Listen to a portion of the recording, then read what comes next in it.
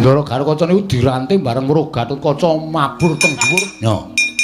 300. Lho. Sampeyan ora ngerti critane kok. Monggo, monggo. Kakang Mbok, Kakang Mbok dengkulmu mlocot terus. Kowe kok ngawisa Kakang Mbok ki anu, Ndara Hagnyanawati monggo kula dherekaken. Iya, Bagong. Ngadhep Sinuwun Prabu Baladewa supados samangke dipun dherekaken wonten anu Ndarawati. Iya, Bagong. Aku ngaturke panuwun Nyai Prabu. Ih, dawa sami-sami Kakang Boten kados menapa. Iki Bagong iki, nggih. Lha iki Hagnyanawati ya. Lah saka ngendi? Kowe dicolong karo Garukaca. Sanes wa nanging kula dipun cidra wujudipun raseksa ingkang memba Yayi Prabu ing pringgondani. Wah, dalah. Wah, upama ora nganggo pitung mawon Kudra wis mateni karo anake dhewe. Nek mboten wonten kula mboten slamet niki Dewi Hagnyanawati. Lho. Sing nyelametke Hagnyanawati sapa? Lho kula no. Lho, apa kowe? Wis domonge kok anggepe terus Bagong ki dadi ra entuk dadi lakon piye? Kowe kok Gatotkaca? Gatotkaca genah dirantai kok nganggo nalar. Nah ora tak slametke dadi apa Prabu Stijo ora duwe bojo kaya ngene. Yo, ya wis nek kepancen aku ngaturke panuwun. Padha-padha apa ngomong cukup manuwun ra. Lho, lak karmu kula wingi nyelametke tangga kula wae 600 kok. Lho. Tanggamu kenapa? Tangga kula niku kula slametke ya dicolong wong lanang tak balekke. Gawe amplop 600 kok. Ratu kok ming matur nuwun. Ya wis nyo, tampan ngono. Ora bakal wegah Baladewa kelangan ragat. Nyo. 300. Lho. Wah, kalah karo tanggaku. Ya men kalah karo tanggamu, ya men aku ora tepung karo tanggamu. Ya wis.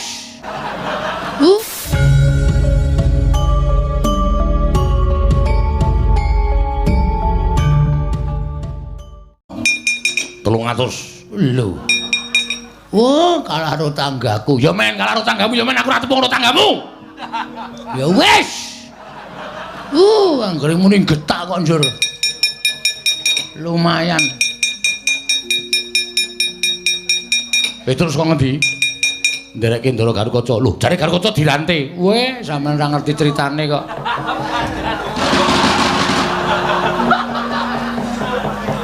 Ndara Garukaca niku dirantai bareng karo Gatotkaca mabur teng dhuwur wit gendayaan 10 prangkul dijebol sak rantene dil. Wite dienggo nguncali karo Gatotkaca. Lho, Gatotkaca loro, enten loro, sing asli karo sing nyolong Ndara Hagnyanawati. Terus dicandak kali Ndara Garukaca tek wujud buta. Lho, wujud buta. Terus karo Garukaca, "Endi? Kakang Mbok Hagnyanawati, ora menehi Kakang Mbok Hagnyanawati, pecah siramu." "Monggo Raden." Metu saka Kancing Gelungdak, terus diterke Bagong mrene. Wah, setan. Bagong celuk, Bagong celuk. Enten apa to? Celun. Wong gleleng kowe kok jajan. Kowe nganu mam apa, Tru? Tak bayari wis ora kuwatir. Kowe iki mbayari. Kowe ditimbali Ndara Baladewa. Engko gampang sing penting mangan sik. Sate apa? Waduh. Sate ya? Iya. Sate kere. Wah. Aming tambah kandel cangkeme. Apa? Jeroan apa? Oh. Jeroan gelem? Gelem. Ning marai nasihat lho. Ora apa-apa njur. Ya. Lho, kok cawet. Jare jeroan. Antil mudar ora. Petro gawes. Ayo Gong ora. Wah, wis kasus iki, Tru. Bagong masuhi. Wonten dawuh. 300 bali. Mengkari loro sewidak e. Atau nggo ngopo? Nggo jajan ngelek tenane. Wis kene loro sewidak. Nggih. Wis ra sida gleleng. Ngopo iki, Gong? Ngapusi iki apa? Konangan. Wis kere meneh. Arep sugih dela iki ora iso. Petro, nun. Hagnyanawati. Tak gawane Praja Ndrawati men diaturke ning negara Trajutresna. Men diterke dening Kyai Prabu Ndrawati. Nggih, monggo mawon. Ayo Arjuna monggo Wa Prabu kula dherekaken. Mendel ndel. Ya wis ben ora apa-apa ya. Gong, ayo. Aku merem. Lho. Ngopo kok merem? Ora mentolo atiku, Tru. Ya ora apa-apa wong sing ngakon kowe kok. Ora. Sowan ngersani Ndara Werkudara. Ya. Ngaturke apa wigatine cekak-ceket. Ayo, Le, Petruk, Bagong ora kesuwen. Janing yaning laloka kadi langit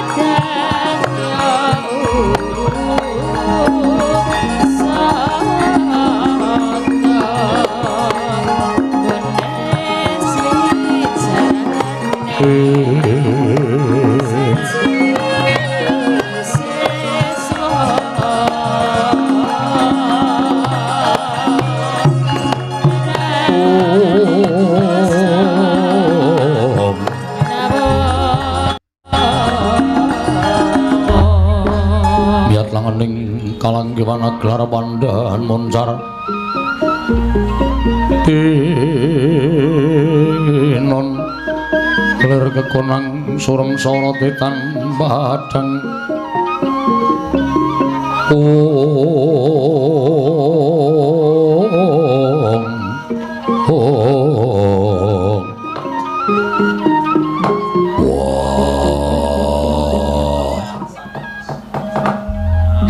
kakangku rawuh ning Jodipati aku ngaturake basaku katura yo Werkudara ndak tampa ora liwat pangestunipun Kakang Tambanana ndak gegem dadekake jimat sinuwun mandura bekti kula nggih Den yo Kakang Semar ndak tampa Ndara bekti kula nggih Den yo Nalagaring ndak tampa bekti kula sinuwun Petruk Kantong bolong ndak tampa bekti kula sinuwun ya Bagong ndak tampa pangestuku Tambanana nggih sangat anggen kawin dadosaken jimat paripe ana wigati apa dene Petruk ndak kongkon sowan ning negara Indrawati ngawigati mboyong kelawan Kresna kakangku nanging sing rawuh marang Baladewa yen pancen ana bab ing bakal mbok ngendikake kelawan adimu Jodipati mara kage paring dawuh Werkudara boleh kakangku piye pancen kepara nyata yen to Petruk lawan Bagong wis prapta ning Praja Ndrawati lan wis matur ngesani Kyai Prabu Kresna apa to wigatine Petruk sowan lawan Bagong dinuta dening kadangku Kyai Werkudara pancen bener mengkono mula kaki sawangen anakku Gatot pirang-pirang sasi nandhang loro mongko madal sariring usada ora ana sing bisa nambani karo anakku lanang mula aku njaluk turung karo Kresna kakangku ing wigati supaya bisa maluyakake marang lelarane si Gatot malah Baladewa sing rawuh ana ing kasatyan Jodipati Yai satemene ana bab ing bakal tak aturake marang sira Yai nanging yen to Siadi wis nampa kalawan aturing pun Kakang ndak suwun sing sabar penggalihe jalaran apa ing ndak kandhakake iki mau durung karuwan kasunyatane tegese piye mung merga kandhek ana ing pekabaran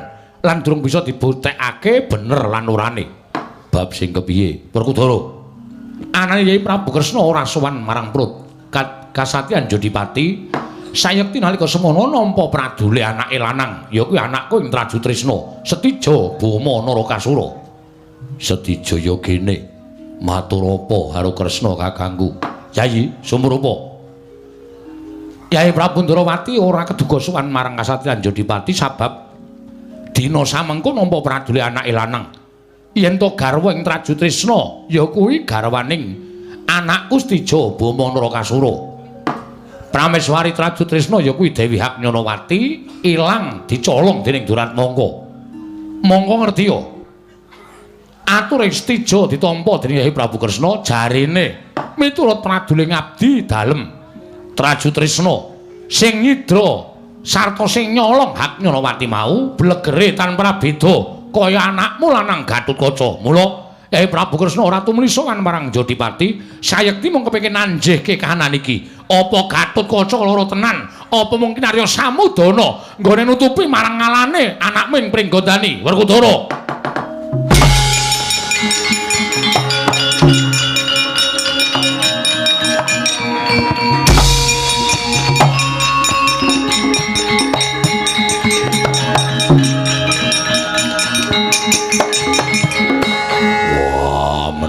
Ora tatanan jebul nggonmu etok-etok lara nutupi karo gedhoanmu nutupi karo lorekmu. Wah, kowe tumindak sing ora prayoga. Gatotkaca mirang-mirangke wong gerang kowe ngorek-orek marang pasuryane wong tuwa ora bakal ilang selawase urip. Wah, aku isin duwe anak kowe. Aku irang duwe anak kowe. Wah, edan kowe. Waduh. Wah, sapiye iki.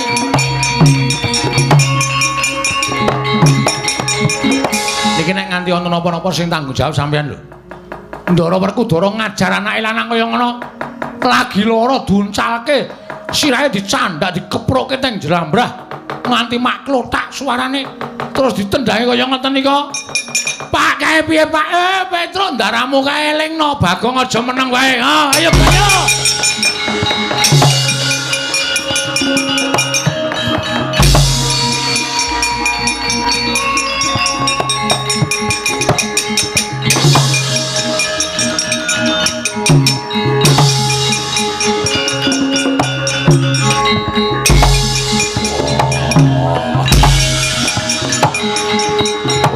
Kiai.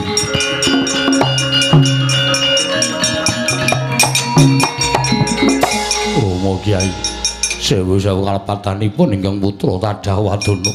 Kula mboten nate tumindak kados mekaten.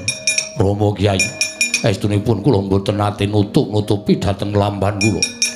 Rama Kiai mugi paduka enget kula nedheng boten sekeca saliranipun ingkang putra ing Pringgandani. Teko paduka ndahar dhateng aturipun pengendikanipun Kanjeng Prabu Mandura sedaya mboten kataliti ingkang langkung permati Rama Kyai. Kula nyuwun pangapunten rasah crewek. Hei! Sampeyan niku pripun to? Pengendikanipun Ndara Balaja niku durung karuan bener ming nanjihke. Kok urung-urung anake kok di wis niki nek nganti apa sapa sing ngasih kelangan. Sampeyan niku ora kaya ngono ta, Dik? Niki putra sampeyan iki anak sampeyan. Ngajar kok kaya ngajar maling. Sampeyan kudune nelesih mang takoni riyen. Putrane niku Gatotkaca apa kowe tumindak kaya ngene? Nek Ndara Gatotkaca matur mboten Rama njempon. Terus sampeyan teliti teng Darawati ana lelakon kaya ngene ora anake kok didadekke korban. Ya wis arepmu. Kandhane yo ngeyel. Ki maksude piye ngono kuwi? Apik apa ngono kuwi? Iki anakmu. Iki anakmu. Anak nomor 2. Aku blas. Mulang anake ora nganggo kekerasan ngono kuwi, Wer. Gong, kuwi kewanen ngono, Gong. Meneng wae. Biasane iki wedi karo aku. Nek nganti cilik lara gedhe tekaning pati, sapa sing kelangan? Ngendikane Ndara Baladewa ki ya ditampung. Ditampa ning aja terus Gatotkaca sing disalahke. Wah, dumeh kau, dumeh dosa. Dumeh neson. Kon njur apa-apa langsung babet sak penake. Ning ngono kuwi aku sing ra trima. Aku sing akan ngayomi karo Ndara Gatotkaca.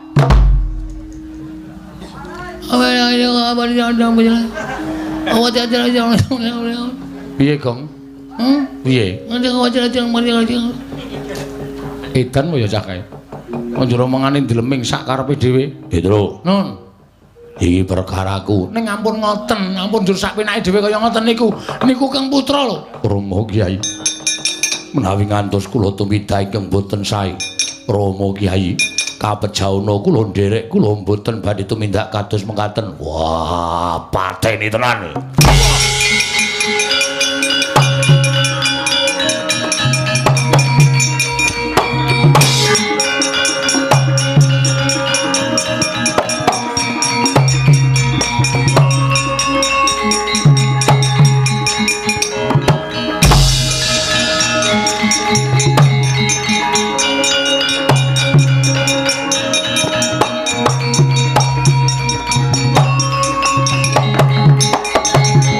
Pramana mangus wong ngambrengeng kadi karunaning kaswase yen aneng marga memalat kodhong Sang Wisnu Gantratmaja ing kowe tak rante ana ing wit gendayaan Gatot taunana windanana ora bakal tak uculi yen kowe urung ngaku nggonmu tumindak elek karo kadangmu Traju Trisna.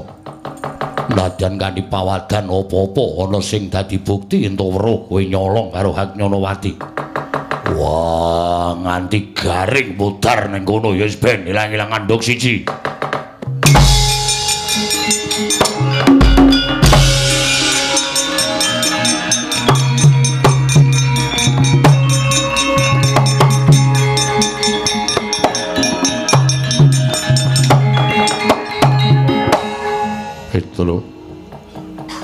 Dadi lakonku kaya ngene mono kawan. Sabar ngeten. Mbok duculi. Rantene gedhe banget iki. Gemboke ya gedhe banget. Lha kok dolane tuku gembok ning toko besi ngendi ya, Tru? Aku ora ngerti ya, ku iso gedhene semono jan. Ndara karo kanca iki nek nesu awake dadi wesi kabeh semelang nek disendal pedhot terus melayu gemboke gedhe banget. Diranti gemboke gedhe tenan ya, Tru. Heeh. Omong antil mudhar ora. Pripun, Ndara? Tru. Yen pancen aku ora luput, mestine aku ora bakal trima kahananku kaya ngene. Nggih, nek terus nek mboten trima sampean ajeng napa? Sampean ajeng pripun wong sampean diawasi karo Kang Rama? Nek cara kula mbudidaya, Den, manekung. Pripun carane supaya sampean iso mbuktekake nek sampean iku mboten luput, Ndara?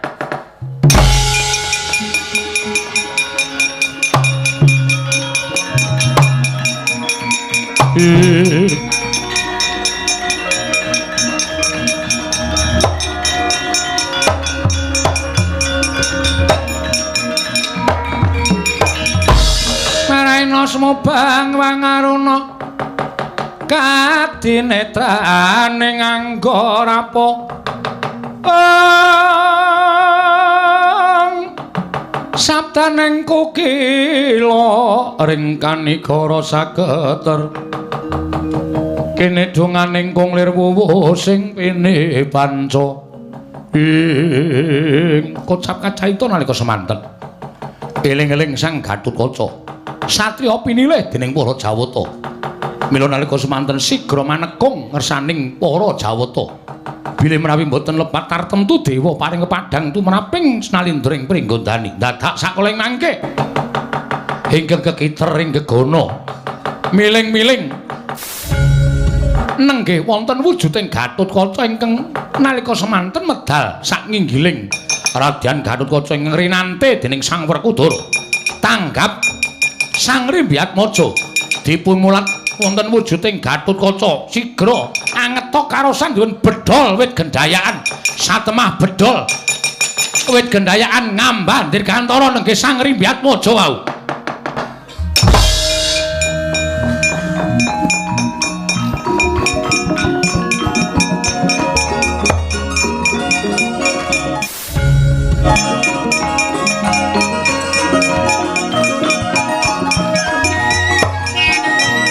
Dang dang dang dang.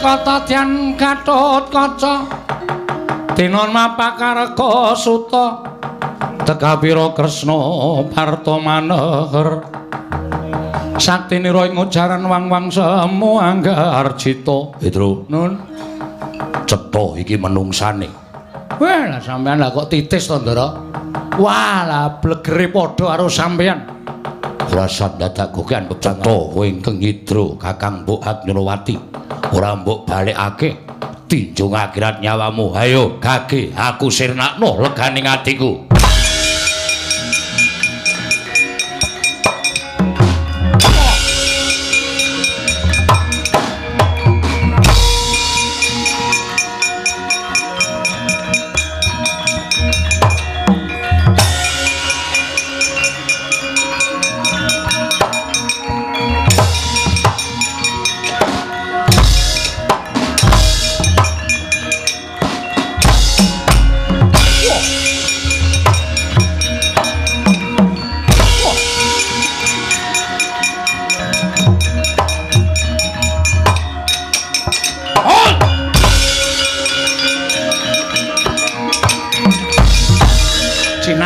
mestakaning dening Sang Gatotkaca nenggingkang Sang Membawarna dinancat pundhake den untir gulune tugel tel ical wujudipun Raden Gatotkaca saweneh ana wujuden yaksa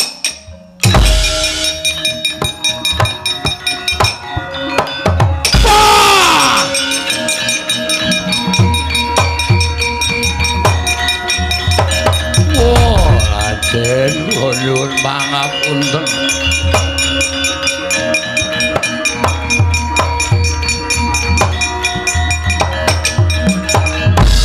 Gunjang kancing langit kelap-lapaton lir kincanging risang mawe gandrung Pedro nun ical wujude Gatotkaca sing madha karo aku ana wujuding buta pecah sirahe mawon gunane apa niku wis mirang-mirangi karo sampean Gusti tak takonane Pedro nggih weh babine sapa itu babi-babi dengkulmu ora utuk-utuk senengane omongane sarwoting pecotot kowe iki buta ngono kok buta Traju Tresna wis sore mau buta ki men Traju Tresna ta apa piye ora ngerti aku arang-arang nonton wayang arang-arang nonton wayang dengkulmu takoni to kowe nyidra Kakang Mbok Agnyanawati ora mbok balik tak untir ndasmu aduh monggo Raden kula aturi nampi Gusti Ayu Agnyanawati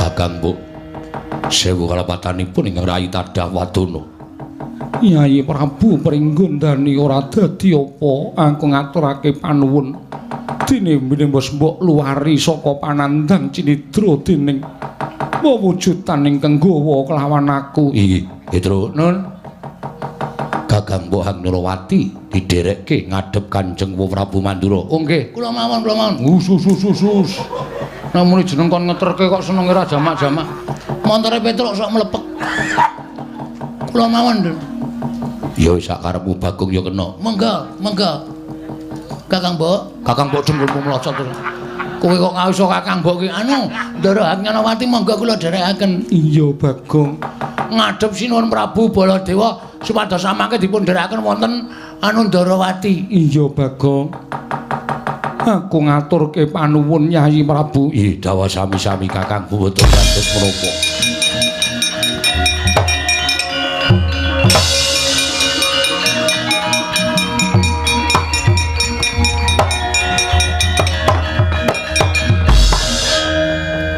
yaksa mara kaki sadurunge kowe tak pateni kowe ngaku sapa inggih nyuwun pangapunten dipun tepangaken kula menika pepatih abdinipun Prabu Heru Mukti wonten ing negari dasaring samudra kula pun patih Pulanjani Raden Patih Pulanjani kok kaya patih Ngalengka iya Pedro iya niku sampean ngerti no Sampeyan durung lahir kok iya. Ning aku wis ngerti nggih. Lah wigatine napa kok nyidra Ndara Haknyonowati? Iye, amargi ratu Gusti kula gandrung kaliyan Dewi Haknyonowati. Mila tumunten kula dipun dawuhi supados nyidra. Nuwun sewu Raden, dene kula membo panjenengan. Mboten ateges kula menika badhe angedu Raden Gatotkaca lan Prabu Setija babar pisan mboten. Nanging supados mboten nyubriyani anggen kula mlebet wonten negaring Traju Trisna mila kula salin wujud kados satriya. Mboten wujud yaksa kados mekaten Bolonjani wonten dawuh. Terno aku nang ngarepe ratu Gusti tak sawange kaya ngapa si jeneng Prabu Herumukti. Oh nggih ngestaken dawuh.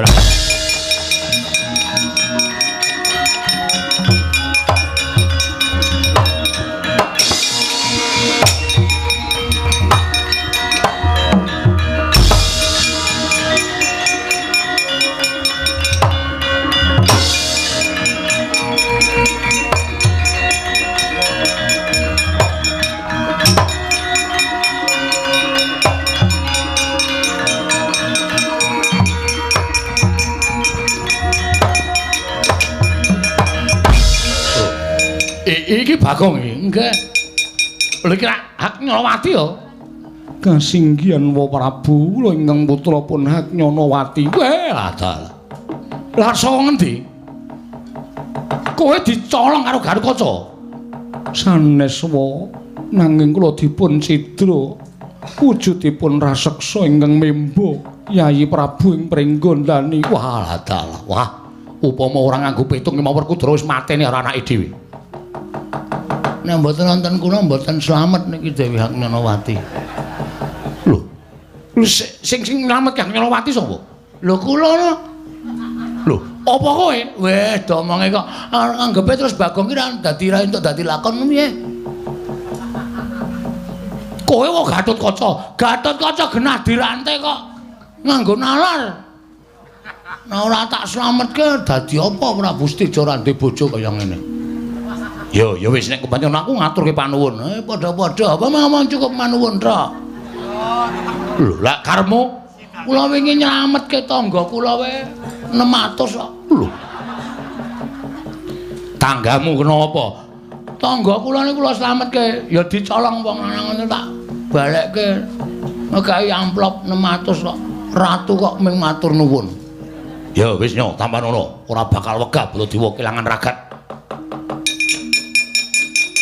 Nyo, 300. Lho. Wah, kalah karo tanggaku. Ya men, kalah karo tanggamu, ya men aku ora tepung karo tanggamu. Ya wis. Anggere muni getak kok njur. Lumayan. Terus kok ngendi? Ndereke Ndara Gatotkaca. Lho, jare Gatotkaca dirantai. Weh, sampean ora ngerti critane kok.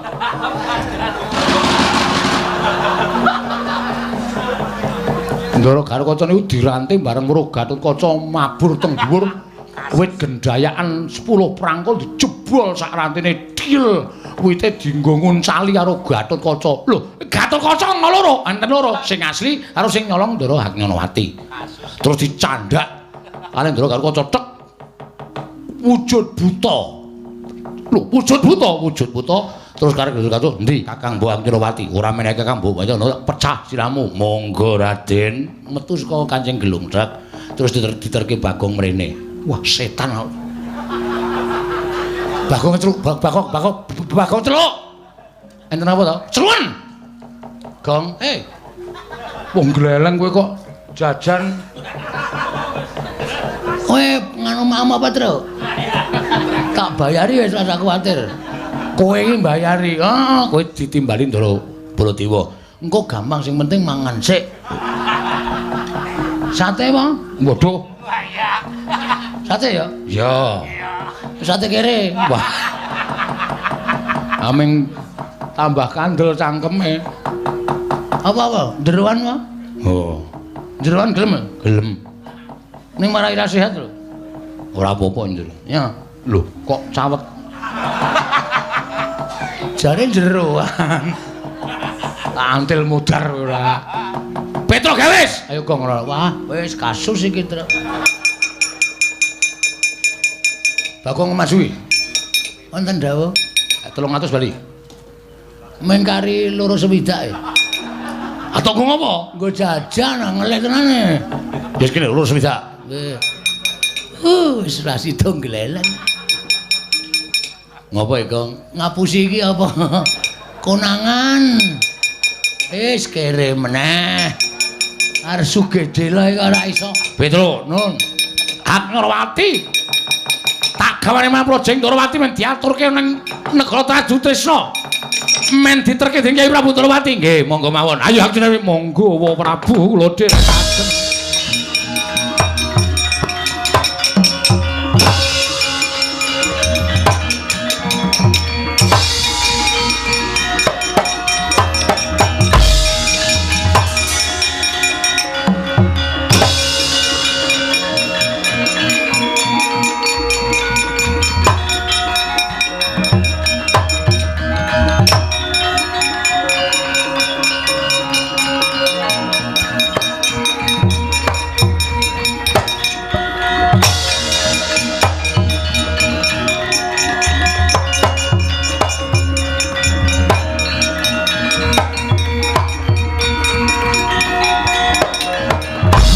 Yata laruta saking kutha Sangkara kula yen amutusa Sang Sri Pate wonten timbalan piye entuk gawe apa ora nggonmu ndak utus nyidra marang Dewi Nyorowati memanik ing atiku jejantung ing atiku monggo nyatane Hak Nyorowati wis winengku garwa dening Prabu Stija Bama Narakasura nggonmu ndak utus nyidra marang putri ing Tasik Madu iso kasembadan apa ora? Waduh sinuwun.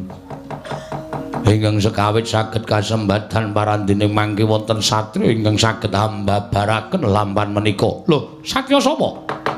Naminipun Raden Gatotkaca. Sakmangke padukanipun tantang perang tandhing dening Raden Gatotkaca. Iblis lanat jeleh urip keparat. Wah.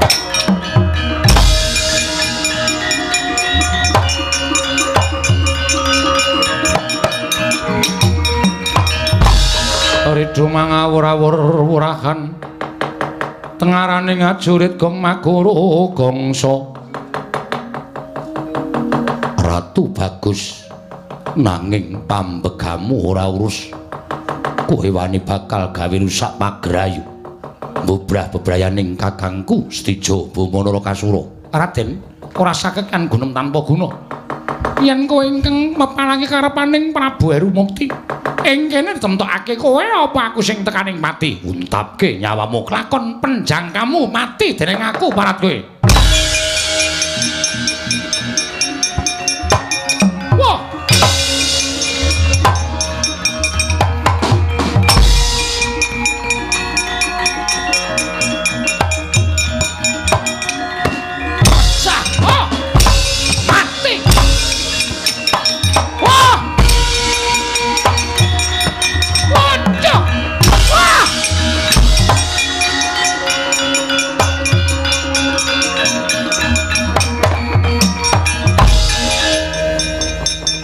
Ratu durung kandel kulite durung mulet balunge nantang karo Gatotkaca ora umur dawa gletak dadi bathang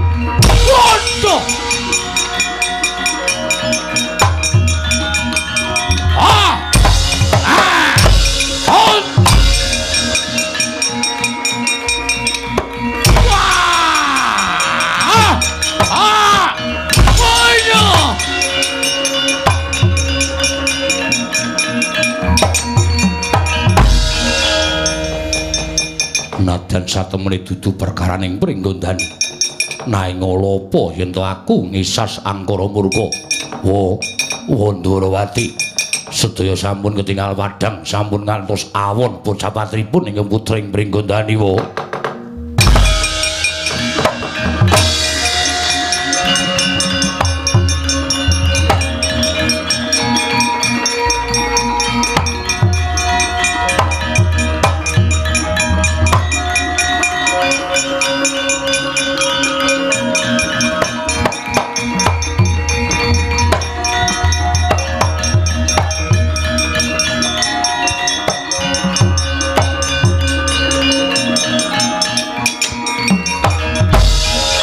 Prabu ya. Kados pundi ya Prabu? Critane iki mengko pun tak babarake ora bakal rampung Yayi. Mergo Haknyalawati cinidra nalindra saka gisi ing samudra aran Prabu Heru Mukti. Utusan patihe Pulanjani. Mekaten kok Prabu ya. Sing iso ngrebut Haknyalawati malah anakmu ing Pringgondani Gatotkaca sing didakwa nyolong kawan bojone Stijo. Waduh wae ladal.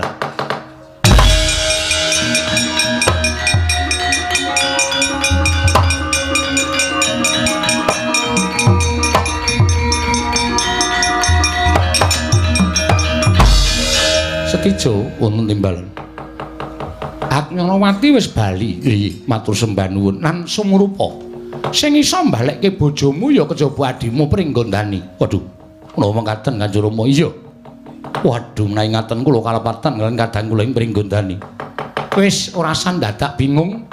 Bojomu kantinen bali marang Traju Trisna. Kula wangsul piyambak kemawon sinau.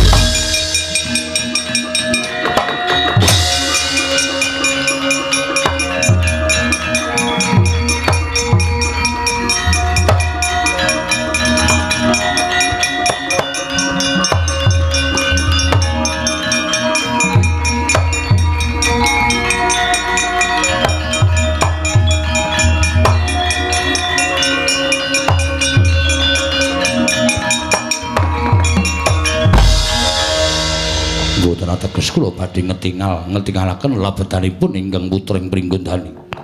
Namung sayekti kula namung badhe resik dhateng asmanipun ingkang putra ya Gatotkaca. Sepira gedhening keluputaning wakming Ndarawati aku nyuwun pangapura ya Gir. Mboten dados menapa. Stijo wonten timbalan. Nyuwun pangapura karo kadangmu ing Pringgondani Yai Prabu. Yai Prabu Pringgondani pun Kakang Traju Trisna nyuwun pangaksama. Dene sekawit aku ndakwa kelawan sira Yayi tumindak ora prayoga kelawan mbakyumu ya kuwi Yayi Haknyalawati. Mboten dados menapa Kakang Mas. Samenika sedaya sampun ketingal padhang, sedaya sampun ketingal tentrem. Mugi-mugi tentrem selaminipun Kakang Mas Tijo. Ya kadanging pun Kakang Yayi Gatotkaca.